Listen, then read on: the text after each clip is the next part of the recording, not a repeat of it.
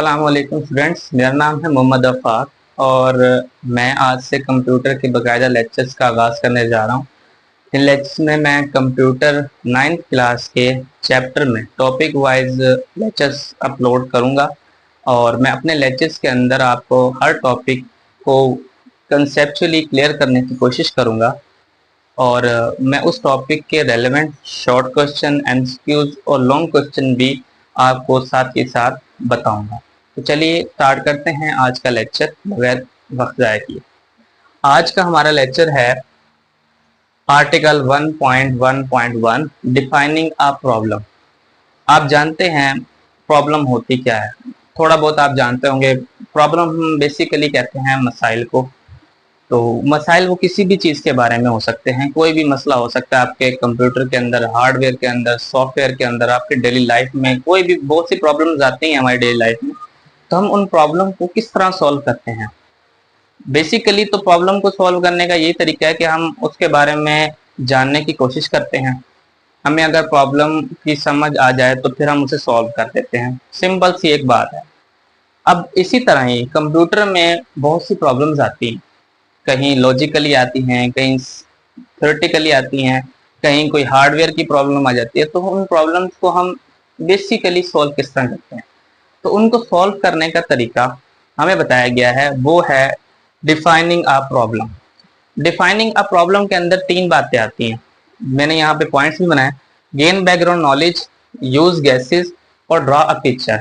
ये आपकी कंप्यूटर की 9th क्लास की बुक का फर्स्ट पेज में ही ये आर्टिकल लिखा हुआ है और इसमें वो यही बताने की कोशिश कर रहा है कि अगर आपको डेली लाइफ में या फिर कंप्यूटर के रेलेवेंट कभी किसी प्रॉब्लम का सामना हो तो सबसे पहले आपने उस प्रॉब्लम को डिफाइन करना है। उस प्रॉब्लम के बारे में इंफॉर्मेशन गैदर करनी है, इकट्ठी करनी है। जब आप उन इंफॉर्मेशन को इकट्ठा कर लें तो फिर आपने उन इंफॉर्मेशन पर ये तीन रूल्स अप्लाई करने और आपकी प्रॉब्लम सॉल्व हो जाएगी।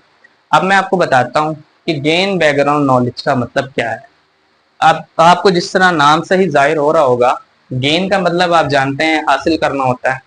दूसरा बैकग्राउंड का मतलब आप यही कि उस प्रॉब्लम की बैकग्राउंड नॉलेज क्या है, यानी पास्ट में या फिर उसके रेलेवेंट आप कुछ जानते हैं। उसके अलावा नॉलेज कहते हैं मालूमात। अब आपकी बुक ने इसको कुछ इस तरह लिखा है, we try to know the situation and circumstances in which the problem is happening. अब इस बात का मतलब क्या है? वो ये कह रहा है कि आप सबसे पहले सिचुएशन को अंडरस्टैंड करें और आप ये देखें कि वो किस हालात के अंदर प्रॉब्लम हैपन हुई है, यानी वाकया हुई है। जब आपको इस बारे में पता चल जाएगा फिर आपको उस प्रॉब्लम की हालत के बारे में पता चल जाएगा कि उस प्रॉब्लम की इस वक्त स्टेट क्या है। आया कि वो प्रॉब्लम अभी इनिशियल स्टेज पर है, शुरू ही हुई है, या फिर वो इनिशियल स्टेज से बढ़कर मिड में पहुंच गई है, या फिर वो काफी डिफिकल्ट हो चुकी है। इस तरह आपको ये पता चल जाएगा कि आपकी प्रॉब्लम की हालत क्या है। जब आपको ये पता चल जाएगा तो आप प्रॉब्लम को सॉल्व करने के बेहद नजदीक पहुंच जाएंगे। गेन बैकग्राउंड नॉलेज में वो यही बात कर रहा है। 3 लाइनों की डेफिनेशन है, आपने इसको याद करना है। ये बोर्ड में आती है, कभी कभी आ जाती है।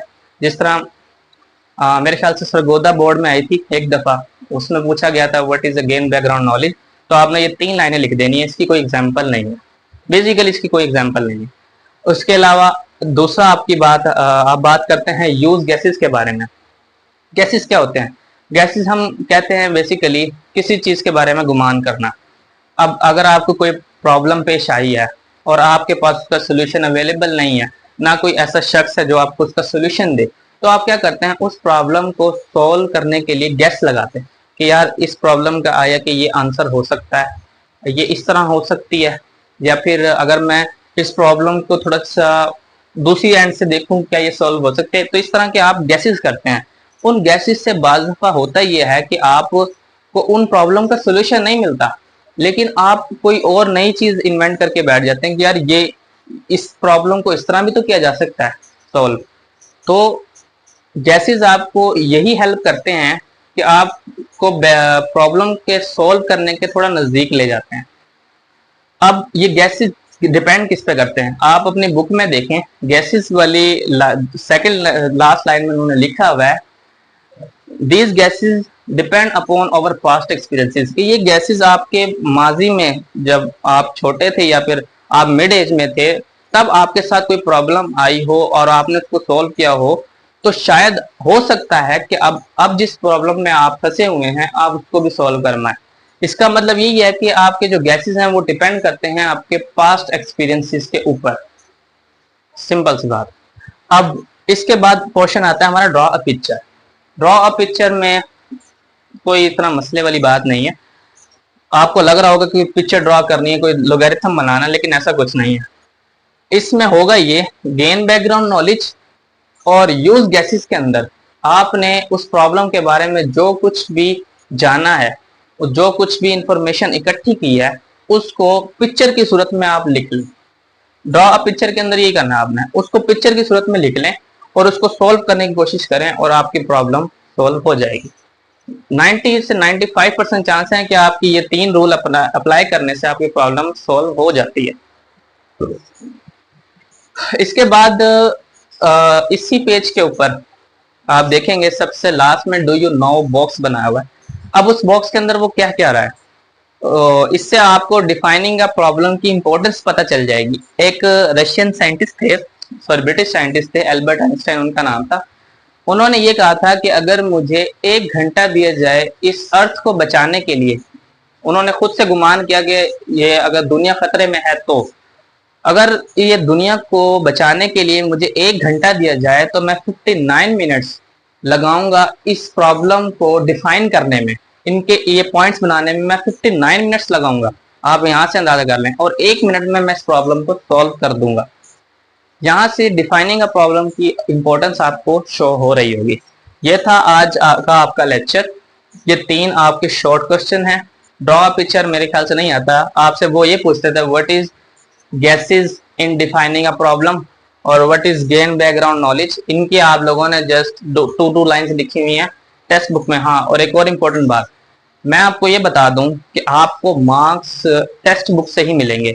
आजकल बहुत से इंस्टीट्यूट, बहुत सी अकेडमीज में आईटी सीरीज को इम्प्लीमेंट कर रहे हैं। नो डाउट आईटी सीरीज में बहुत अच्छा लिखा हुआ है, उसकी वर्डिंग भी अच्छी है, बट प्रॉब्लम ये है कि फिर देखो ना, सिंपल सा सवाल पैदा होता है कि उन्होंने टेक्स्ट बुक बनाई क्यों।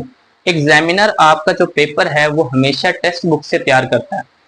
टेक्स्ट बुक से में जो बातें लिखी हुई हैं उसकी एक्सप्लेनेशन, उसको वजाहत करके आईटी सीरीज ने बयान किया। अगर आप रट्टा लगाते हैं तो आप आईटी सीरीज में तो थ्योरी आप कितने को रट्टा लगा लेंगे।